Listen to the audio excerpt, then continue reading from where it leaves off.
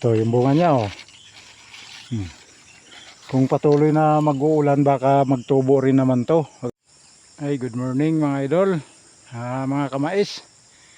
Tapos na yung bagyo kaya andito kagad ako umakyat sa bundok. Isang oras yung lakad ko papunta dito sa tinataniman ko ng mais. Tiningnan ko kagad kung kumusta siya dahil signal number 3 dito sa amin kahapon. Ito yung sitwasyon ng mais ko ngayon. Nakatayo. Thank you Lord at hindi nasira o hindi nahangin tong mais namin dito. Ikutin natin. Ito kasing mais na to sa akin, tuyo na ito oh. Ang ano ko lang, kung matumba ng hangin, mahirap talaga siyang pitasin pag nakadapa.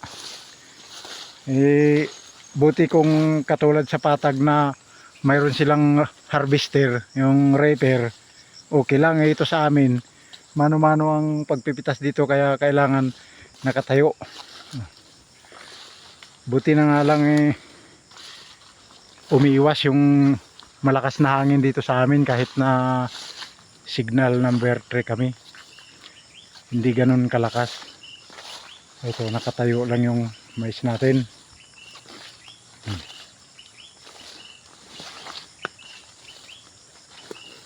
Ano? Ito yung bunga niya oh. Kung patuloy na mag-uulan baka magtubo rin naman to, agad ganito. Ganun pa naman na yung ano tawag dito, dekalb. Ilang bisis na ako nagtanim ng mais pero hindi dekalb. Puro NK. Ngayon dekalb yung tinanim ko, sinubukan ko. Kaya sabi nila pag mabilis daw magtubo pag tag-ulan tong dekalb. Kaya ito tinitingnan ko. Nagtuloy-tuloy na mag-ulan. Ito sa looban oh. Doon sa kabila naman dinadaga. Pero dito na area pala ito, pinuntahan ko dito sa taas. Maganda, walang nakain ng daga.